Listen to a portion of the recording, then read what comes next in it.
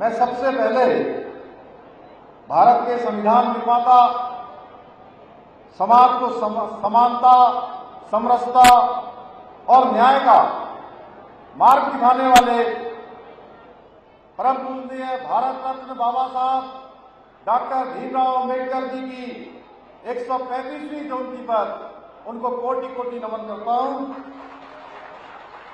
ये मेरा सौभाग्य है कि आज कुंभ नगरी हरिद्वार में बाबा साहब की जन्म जयंती के अवसर पर आयोजित इस विशेष कार्यक्रम में आप सभी के बीच उपस्थित होने का शुभ अवसर प्राप्त हो रहा है। मैं इस कार्यक्रम के आयोजन के लिए डॉक्टर भीमराव अंबेडकर महामंच सहित सभी संस्थाओं और आयोजकों का धन्यवाद करना चाहता हूं। भाइयों बहनों, आज इतनी भीषण गर्मी है और मैं देख रहा हूं कि आप सब आज प्रातःकाल से ही अपने अपने घरों से आज जन्म जयंती के अवसर पर यहां पर कार्यक्रम में भाग लेने के लिए दूर दूर से आए हुए हैं और जितनी संख्या यहां पंडाल के अंदर है उससे कहीं अधिक संख्या इसके आसपास है। अभी पूज्य महाराज जी कह रहे थे कि ये केवल एक संख्या का कार्यक्रम नहीं है, ये तो एक जन समुद्र आज यहां पर दिखाई दे रहा है। आज जन समुद्र के रूप में बाबा साहब की जयंती में सम्मिलित होने के लिए आज हरिद्वार और आसपास के क्षेत्रों से कोनों कोनों से आप सब पधारे हैं और ये इतनी बड़ी संख्या इस बात का प्रमाण है कि बाबा साहब अंबेडकर आज भी हमारी सामूहिक चेतना का अभिन्न हिस्सा है। मेरा मानना है बाबा साहब का संपूर्ण जीवन ही उनका संदेश है। वे ऐसे ही दृष्टा थे जिन्होंने गुलाम भारत में जन्म लेकर अपने ज्ञान और संकल्प के द्वारा न केवल स्वयं के जीवन को बदला बल्कि करोड़ों करोड़ शोषितों, वंचितों और पीड़ितों को भी न्याय की राह दिखाई। समाज के वंचित वर्ग को मुख्य धारा में लाने के लिए उनके द्वारा किया गया संघर्ष हम सब लोगों के लिए एक प्रेरणा है, एक मिसाल है कि उन्होंने अपने संपूर्ण जीवन भर कितना बड़ा संघर्ष किया।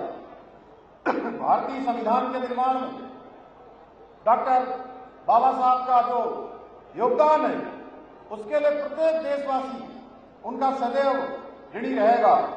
उन्होंने संविधान की प्रस्तावना में ये सुनिश्चित कर दिया कि न्याय, स्वतंत्रता, समानता और बंधुत्व हमारे गणराज्य के मूल स्तंभ होंगे। बाबा साहब ने ऐसे भारत की परिकल्पना की जिसमें सभी को समान अधिकार मिले, समान अवसर मिले, समान गौरव प्राप्त हो। भाइयों बहनों, आदरणीय प्रधानमंत्री श्री नरेंद्र मोदी जी के मार्गदर्शन में हमारी सरकार ने देवभूमि उत्तराखंड में देश की आजादी के बाद पहला राज्य होने का गौरव प्राप्त किया और बाबा साहब के सपनों के भारत के निर्माण की दिशा में ऐतिहासिक कदम उठाकर बाबा साहब को सच्ची श्रद्धांजलि अर्पित की है। बाबा साहब ने समान नागरिक संहिता को संविधान के अनुच्छेद 44 के अंतर्गत राज्य के नीति निर्देशक सिद्धांतों में सम्मिलित किया था। वे भली भांति जानते थे कि भारत और भारतीय समाज के लिए समान नागरिक संहिता बहुत आवश्यक है। उन्होंने समान नागरिक संहिता को कानूनी आवश्यकता के साथ साथ एक सामाजिक और नैतिक आवश्यकता भी माना। उनका मत था कि सभी नागरिकों के लिए एक समान कानून होना चाहिए, चाहे वो किसी धर्म का हो, किसी जाति का हो, किसी पंथ का हो, किसी समुदाय का हो। वे कहा करते थे जब तक सभी नागरिकों के लिए एक समान कानून नहीं होंगे तब तक समाज में असमानता और विभाजन बना रहेगा। हमने भी यह अनुभव किया कि समाज में कुछ समुदाय के लिए अलग अलग व्यक्तिगत कानूनों के कारण भेदभाव, असमानता और अन्याय की स्थिति बनी हुई है। समान नागरिक संहिता का उद्देश्य इन्हीं भेदभावों को समाप्त कर राज्य के सभी नागरिकों के लिए एक समान कानून व्यवस्थित करना, एक समान कानून की व्यवस्था करना, उसको सुनिश्चित करना है। बाबा साहब ने कहा था, मैं किसी भी समाज की प्रगति का इस बात से उसका मापन करता हूं कि वहां की महिलाओं की कितनी प्रगति हुई है। आज राज्य में यूसीसी लागू होने के बाद महिला सशक्तिकरण के क्षेत्र में एक नए युग की शुरुआत हुई है भाइयों बहनों। एक नया युग महिलाओं का सशक्तिकरण का भी होगा, महिलाओं की सुरक्षा का भी होगा। और बाबा साहब अम्बेडकर, उनकी भी यही प्रेरणा थी भाइयों बहनों। यूसीसी के माध्यम से उत्तराखंड की मुस्लिम बहन बेटियों को अब हलाला, इद्दत, बहु विवाह, बाल विवाह और 3 तलाक जैसी कुरीतियों से मुक्ति मिली है। इसके साथ ही यूसीसी लागू होने के उपरांत अब किसी भी महिला को उत्तराधिकार या संपत्ति के अधिकार में भेदभाव का सामना नहीं करना पड़ेगा। भाइयों बहनों, आज आदरणीय प्रधानमंत्री श्री नरेंद्र मोदी जी, जिनका सबका साथ, सबका विकास, सबका विश्वास, सबका प्रयास, इस मूल मंत्र के साथ राष्ट्र के नवनिर्माण में जुटे हैं। पूरी दुनिया के अंदर भारत का मान, भारत का सम्मान और भारत की पहचान बनाने का काम किसी के कालखंड में हुआ है तो 2014 के बाद भारत मां के लाल नरेंद्र भाई मोदी जी के नेतृत्व में हुआ है। आज आदरणीय प्रधानमंत्री जी की नीतियों और कार्यशैली में बाबा साहब के विचारों की गूंज साफ सुनाई देती है। उनके सारे कार्यक्रमों में बाबा साहब की साफ झलकती है। भाइयों बहनों, बाबा साहब की जयंती पर राष्ट्रीय अवकाश घोषित करने की जो मांग अनेक वर्षों से की जा रही थी, उस मांग को भी किसी ने पूरा किया तो आदरणीय प्रधानमंत्री श्री नरेंद्र मोदी जी ने ही किया। इसके साथ ही 26 नवंबर 1949 को जिस दिन बाबा साहब ने देश को संविधान सौंपा था, उस दिन को मोदी सरकार ने संविधान दिवस के रूप में मनाने का निर्णय लेकर संविधान निर्माताओं को सच्ची श्रद्धांजलि दी है। इतना ही नहीं, आदरणीय मोदी जी ने बाबा साहब की स्मृतियों से जुड़े हुए प्रमुख स्थलों को राष्ट्र चेतना के पंच तीर्थों के रूप में विकसित कर उनके विचारों को नई पीढ़ी तक पहुंचाने का अभूतपूर्व कार्य किया है। आजादी के बाद किसी ने अगर सच्चे मन से शोषितों और वंचितों के उत्थान के साथ साथ समाज की मुख्य धारा से जोड़ने का काम किया है तो आदरणीय प्रधानमंत्री श्री नरेंद्र मोदी जी ने किया है। आज जहां एक और प्रत्येक वर्ष अनुसूचित वर्ग के कल्याण के लिए आम बजट में आवश्यक वृद्धि की जा रही है, वहीं उनकी आर्थिक, शैक्षणिक और सामाजिक स्थिति को मजबूत करने के लिए कई महत्वपूर्ण निर्णय भी लिए गए हैं। देश में चले आ रहे दलित उत्पीड़न कानून 1989 को आदरणीय प्रधानमंत्री जी ने संशोधित करके और सख्त बनाया, जिससे अनुसूचित समाज के विरुद्ध अपराधों में त्वरित न्याय सुनिश्चित हुआ। यही नहीं, आज स्टार्टअप इंडिया योजना, प्रधानमंत्री आवास योजना, उज्ज्वला योजना, हर घर नल से जल योजना, आयुष्मान भारत योजना, मुफ्त राशन योजना जैसी अनेक योजनाओं से अनुसूचित समाज को प्राथमिकता देते हुए उनका समग्र विकास सुनिश्चित किया जा रहा है।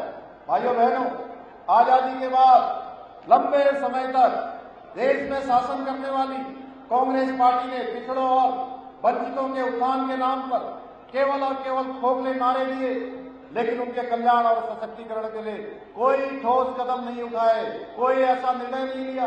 यही नहीं, कांग्रेस के नेताओं ने बाबा साहब अम्बेडकर जी को उनके जीवन काल में कभी उचित सम्मान नहीं दिया। भाइयों बहनों, यहाँ तक कि उनको चुनाव हराने के लिए कांग्रेस के शाही परिवार ने अनेक षड्यंत्र किए जो भारत के इतिहास में दर्ज हो चुके हैं। यहाँ तक कि कांग्रेस पार्टी ने उन्हें भारत रत्न देना भी उचित नहीं समझा। आखिरकार उनकी मृत्यु के कई वर्षों बाद 1990 में भाजपा के समर्थन वाली वीपी सिंह सरकार ने ही उन्हें मरणोपरांत भारत रत्न प्रदान किया। कांग्रेस ने हमेशा अनुसूचित समाज को केवल और केवल वोट बैंक की भांति इस्तेमाल किया। ये वही कांग्रेस है जिसने संविधान की धज्जियां उड़ाते हुए 1975 में देश में इमरजेंसी थोपने जैसा महापाप किया था। आज जब संविधान का मजाक उड़ाने वाली इसी पार्टी के युवराज अपनी जेब में संविधान की एक छोटी सी किताब निकालकर लहराते हैं तो हंसी के साथ उनकी नादानी पर भी दया आती है। भाई, कांग्रेस शासित राज्यों में अनुसूचित जाति और जनजाति समाज के आरक्षण में सेध लगाने तक की कोशिश की जा रही है। एक वर्ग विशेष को आरक्षण दिया जा रहा है, अपने लाडले समाज को देने का प्रयास किया जा रहा है, पर कांग्रेस की दाल अब गलने वाली नहीं है। क्योंकि आज देश में आदरणीय मोदी जी जैसा वंचित समाज से उभरकर आया हुआ एक मजबूत नेतृत्व है, जिसने गरीबी को दिया है, अनुसूचित और पिछड़े समाज की परेशानियों के बारे में जानता है। भाइयों बहनों, आज भी प्रधानमंत्री जी के मार्गदर्शन में हमारी सरकार भी बाबा साहब के विचारों के अनुसार कार्य कर रही है। हमारी सरकार द्वारा अनुसूचित और जनजाति वर्ग के बच्चों के शैक्षिक उत्थान हेतु जहाँ कक्षा 1 से लेकर 12वीं तक बच्चों को छात्रवृत्ति प्रदान की जा रही है, वहीं दूसरी ओर उनके लिए राज्य में निःशुल्क 15 छात्रावास, 5 आवासीय विद्यालय और 3 ITI का संचालन किया जा रहा है। इसके साथ ही प्रतियोगी परीक्षाओं की तैयारी के लिए कोचिंग निःशुल्क व्यवस्था भी की गई है। इस हेतु प्रत्येक माह युवक युवकों को छात्रवृत्ति भी प्रदान की जा रही है। इतना ही नहीं, हमारी सरकार ने अटल आवास योजना को पुनः प्रारंभ करते हुए अनुसूचित वर्ग के आवासहीन परिवारों को घर बनाने के लिए 1,20,000 रुपए की सहायता राशि प्रदान करने की भी व्यवस्था की है। वहीं जातीय भेदभाव को समाप्त करने, सामाजिक समरसता को बढ़ावा देने के उद्देश्य से हमारी सरकार द्वारा अनुसूचित जाति के युवक युवती से अंतरजातीय विवाह करने पर 50,000 रुपए की प्रोत्साहन राशि प्रदान की जा रही है। साथ ही अनुसूचित जाति एवं जनजाति वर्ग के परिवारों की बेटियों के विवाह हेतु 50,000 रुपए की अनुदान राशि प्रदान की जा रही है। भाइयों बहनों, हमारी सरकार उत्तराखंड के सांस्कृतिक मूल्यों और डेमोक्रेसी को संरक्षित रखने के लिए पूर्ण रूप से संकल्पबद्ध होकर काम कर रही है।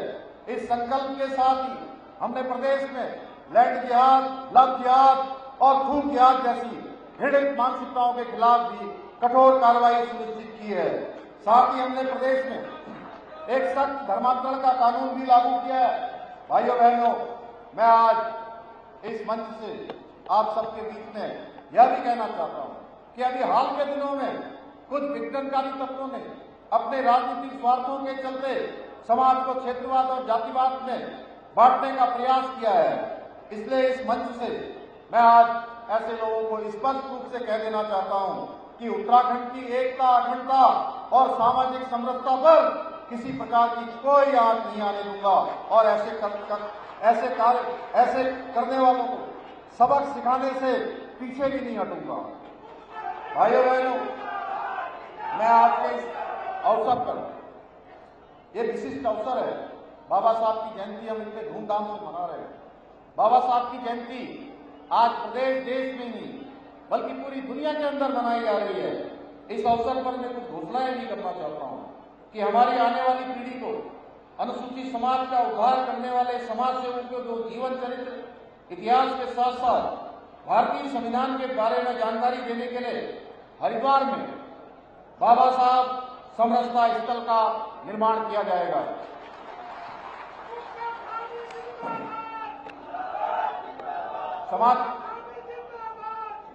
समाज कल्याण विभाग द्वारा क्रियान्वित किए जाने वाली SCP, DSP योजनाओं के अंतर्गत अनुसूचित समाज की बाहुल्यता वाले क्षेत्रों में उत्तराखंड के दलित, अनुसूचित वर्ग, अनुसूचित जनजाति वर्ग के समाज सुधारकों के नाम पर बहुउद्देशीय भवन बनाए जाएंगे, जिसमें आने वाले समय में अनेक प्रकार के सांस्कृतिक कार्यक्रम, मानवीय कार्यक्रम, जरूरतमंद लोगों के शादी विवाह इत्यादि के कार्यक्रम भी संपन्न होंगे।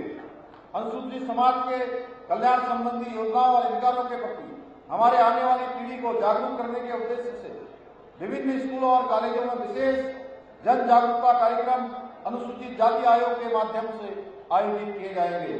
मुझे पूरा विश्वास है कि ये सभी घोषणाएं हमारे अनुसूचित समाज के कल्याण के लिए मील का पत्थर साबित होंगी।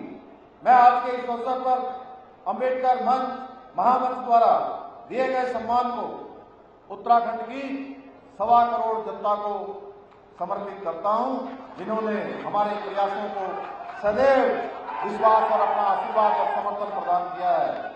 मैं आशा करता हूं कि भविष्य में भी आप सबने जिस प्रकार का आज यहाँ आकर अपना आशीर्वाद दिया, अपना समर्थन दिया, हमें राज्य में और अच्छा काम करने के लिए और तेज गति से काम करने के लिए प्रोत्साहन दिया।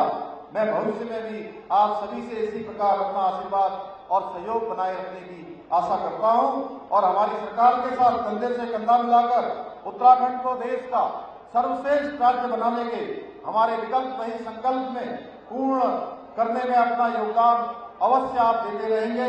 इसी विश्वास के साथ एक बार फिर से पुनः भारत रत्न बाबा साहब को नमन करते हुए, आप सबका धन्यवाद करते हुए, पूज्य महंत संत बाबा निर्मल दास जी का एक बार फिर से देवभूमि में स्वागत करते हुए और उनका धन्यवाद करते हुए मैं अपनी बात को समाप्त करता हूं। बहुत बहुत धन्यवाद। जय हिंद। अपनी ओर से हार्दिक स्वागत करता हूं, हार्दिक अभिनंदन करता हूं। एक बार जोरदार तालियां बजा